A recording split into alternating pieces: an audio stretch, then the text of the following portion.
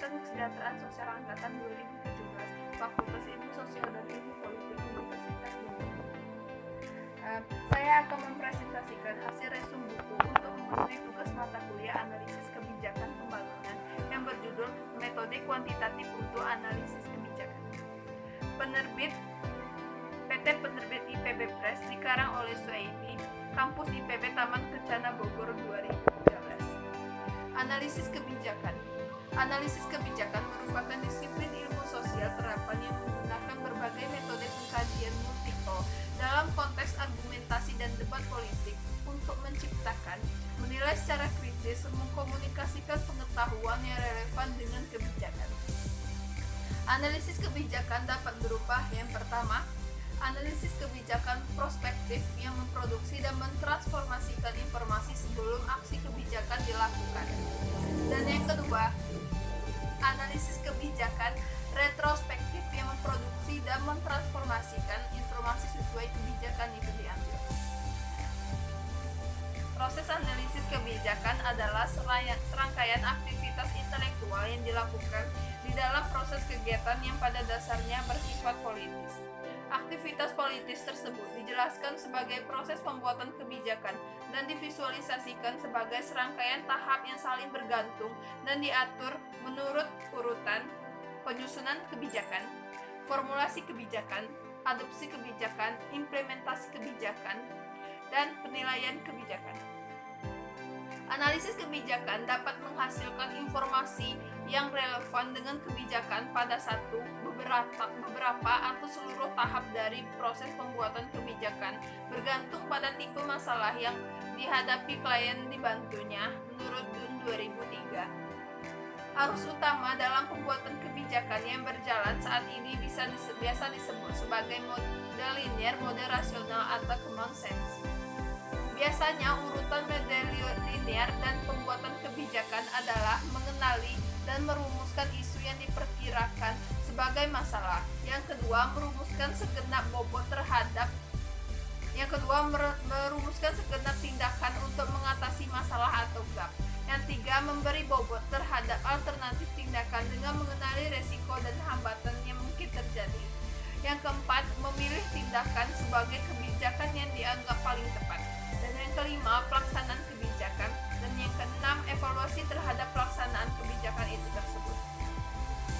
Selanjutnya, metode kuantitatif. Metode kuantitatif dan kualitatif merupakan dua pendekatan yang berkembang dalam riset ilmu sosial terhadap kebijakan. Pendekatan kuantitatif pada umumnya tidak banyak menimbulkan perdebatan dibanding dengan kualitatif, karena lebih terukur dan melibatkan penggunaan data seperti data numerik sehingga dapat mengurangi subjektivitas atau bersifat bias. Pendekatan kuantitatif dapat membedakan variabel secara lebih mudah sehingga dapat dimodelkan dengan berbagai model statistik dan dapat membuang faktor-faktor yang tidak terkait dengan objek penelitian. Sebaliknya, pendekatan kualitatif cenderung subjektif di mana pandangan peneliti biasanya menjadi bagian dalam kesimpulan penelitian itu tersebut. Pendekatan kualitatif digunakan dalam situasi tidak terlalu jelas apa yang sesungguhnya dicari dalam suatu penelitian. Pendekatan partisipatif. Pada awalnya, pendekatan partisipatif lahir sebagai kritik terhadap metode-metode penelitian konvensional. Dua di antara banyak metode penelitian konvensional yang menjadi sasaran kritik antara lain penelitian-penelitian yang terlalu banyak menggunakan logika, sains, dan penelitian-penelitian etnometodologis. Penelitian menggunakan pendekatan sains dinilai banyak mengandung kelemahan, antara lain yang pertama, hanya menghasilkan pengetahuan yang empiris, analitis, dan cenderung tidak mendatangkan manfaat bagi objek itu tersendiri. Dalam hal ini, masyarakat lokal, contohnya.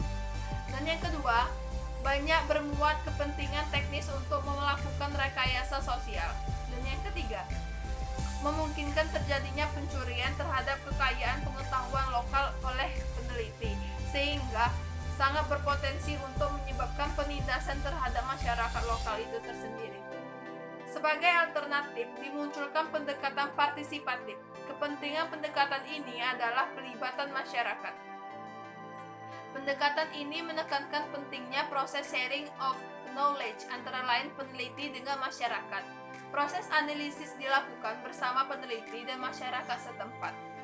Hasil analisis tersebut langsung dikembalikan kepada masyarakat untuk disusun rencana tindakan bersama. Ukuran dari pendekatan ini adalah terjadinya perubahan sosial. Selanjutnya, analisis multikriteria. Analisis multikriteria merupakan metode analisis kuantitatif yang membantu memudahkan pengambilan keputusan dari berbagai situasi pengambilan keputusan dengan berbagai opsi yang tersedia. Pengambilan keputusan seringkali tidak mudah dilakukan apabila menyangkut berbagai kriteria maupun dampak yang mungkin timbul terhadap berbagai pemangku kepentingan sehingga menjadi suatu kompleks. Selanjutnya, analisis stakeholder. Analisis stakeholder menjadi alat penting dalam mengidentifikasi para pelaku pembangunan. Pelaku pembangunan ini meliputi orang dan organisasi yang terlibat ataupun terkena dampak dari suatu perencanaan. Pemahaman yang jelas atas peran dan kontribusi potensial dari berbagai stakeholder merupakan persyarat utama bagi proses perencanaan partisipatif. Beberapa manfaat dari analisis stakeholder adalah memberikan gambaran jelas tentang stakeholder yang ada pengalaman dengan proses perencanaan partisipatif. Yang kedua, memberikan kesempatan semua pihak untuk memenuhi kondisi dan dinamika masyarakat. Dan yang ketiga, memberikan data yang diperlukan untuk menunjukkan tujuan, sasaran, dan teknis pelaksanaan perencanaan pembangunan. Serta yang keempat, menyediakan data dasar bagi kepentingan evaluasi dan monitoring perencanaan partisipatif. Yang kedua, Participatory Rural Appraisal (PRA). PRA telah dikembangkan untuk memahami masalah dan membantu meneruskan kebijakan guna memecahkan pembangunan pedesaan sebagai suatu istilah memahami desa secara partisipatif. Mencerminkan adanya pengembangan kelompok pendekatan dan metode yang memungkinkan masyarakat desa saling berbagi, menambah dan menganalisis pengetahuan tentang kondisi kehidupannya dalam rangka untuk membuat perencanaan dan tindakan. Yang selanjutnya, analisis prospektif atau AP. Analisis prospektif adalah suatu cara atau pendekatan untuk menganalisis beragam kemungkinan-kemungkinan yang terjadi di masa depan berdasarkan situasi saat ini. Tujuan dari analisis prospektif adalah yang pertama, untuk mendefinisikan tujuan pembangunan jangka panjang dari sistem yang dipelajari, dan yang kedua, untuk menentukan strategi yang akan diikuti agar sistem mencapai tujuan, dan yang ketiga, untuk menerjemahkan strategi ke dalam perencanaan tujuan umum dan strategi yang muncul dari analisis prospektif. Selanjutnya, Analytical Hierarchy Process atau AHP. AHP merupakan salah satu model pengambilan keputusan multikriteria yang dapat membantu kerangka berpikir manusia di mana faktor logika, pengalaman pengetahuan, emosi, dan rasa dioptimasikan ke dalam suatu proses sistematis.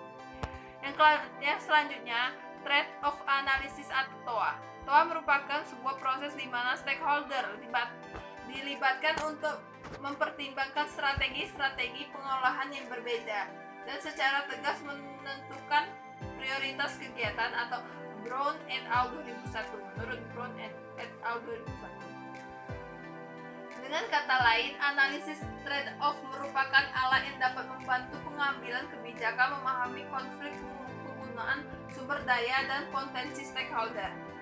Dan selanjutnya yaitu Multidimensional Scaling atau MDS. Metode MDS dapat memotret tingkat keberlanjutan pembangunan pada saat ini yang dilihat dari semua dimensi pembangunan berdasarkan hasil pengamatan lapangan, hasil perhitungan atau analisis ataupun data sekunder yang tersedia. Maka setiap atribut diberikan skor atau peringkat yang mencerminkan keberlanjutan dari dimensi pembangunan yang bersangkutan. Skor ini menunjukkan nilai yang buruk di suatu ujung dari nilai baik di ujung yang lain. Menurut Alder et al. 2000, nilai buruk mencerminkan kondisi yang paling tidak menguntungkan bagi sistem pengelolaan. Sebaliknya, nilai baik mencerminkan kondisi yang saling menguntungkan Di antara dua ekstrim nilai ini terdapat dua atau lebih nilai antara bergantung dari jumlah peringkat pada setiap atribut. Itulah hasil resum buku metode kuantitatif untuk analisis kebijakan dari Suaidi. Terima kasih atas perhatiannya dan mohon maaf apabila ada kesalahan yang salah. Wassalamualaikum warahmatullahi wabarakatuh.